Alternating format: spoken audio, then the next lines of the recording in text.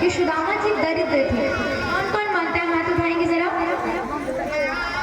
सुदामा जी दरिद्र थे कि नहीं थे, हाथ उठाएंगे। कौन कौन कहता है सुदामा जी दरिद्र थे? अच्छा, कौन कौन कहता है दरिद्र नहीं थे? ठीक है। और कौन कौन कहता है कि सुदामा जी गरीब थे? जो कहते हैं गरीब थे। अच्छा, लोग क्या कहते हैं कि जैसे बचपन में सुदामा जी ने चने चुरा के खा लिए थे और उनके खाने से वो दरिद्र हो गए, ऐसा मानते हैं आप लोग? लेकिन ये गलत बात है।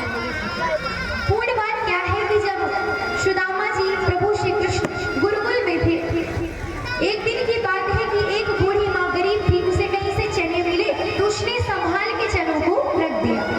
और उसी दिन वो जो बूढ़ी माता है उसके यहाँ चोरी हुई, चोर आए, उनको कुछ नहीं मिला, वो चने की पोटली मिल गई तो वही चुरा है। अब बाहर आके देखा तो उसमें चने भरे हुए थे।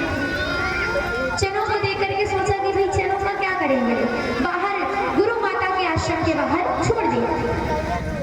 गुरु माता निकली बाहर, जब प्रातः हुई तो उन्हें वो चने मिले। तो जब सुदामा जी प्रभु श्री कृष्ण जंगल जाने लगे लकड़ी लेने के लिए, तो वो जो चने थे गुरु माँ को मिली थी, वही चने इनको दे देती।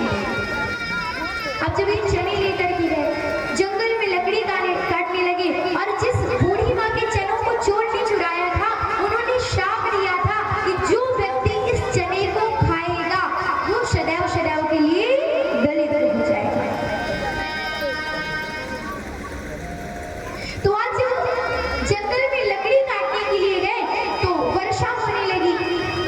तो प्रभु ने कहा ऐसा है सुदामा कि मैया ने जो हमें चने दिए हैं खाने के लिए, कुछ दिया था ना उन्होंने, तो लाओ मुझे दे दो। अब सुदामा जी ऊपर बैठे, उन्होंने सोचा कि अगर कृष्ण ने इन चनों को खाया तो कृष्ण दरिद्र हो जाएगा, और अगर कृष्ण दरिद्र हो जाएगा तो समस्त त्रिलोकी दरिद्र हो जाएगी, और अगर समस्त त्रिलोकी दरिद्र हो जाएगी तो जो हम मनुष्य हैं हम भी दरिद्र हो जाएंगे। तो सुदामा जी इतने ज्ञानी थे, उन्हें पता था कि चने श्रापित थे। तो सुदामा जी चने उन्होंने खाए, और चने खा करके वो स्वयं दरिद्र नहीं हुए बल्कि हमारी दरिद्रता का हरण किया है उन्होंने।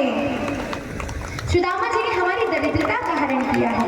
अगर प्रभु चने खाते वो दरिद्र होते, और वो दरिद्र होते तो हम लोग कैसे बचते? तो सुदामा जी स्वयं दरिद्र नहीं थे, उन्होंने हमारी दरिद्रता का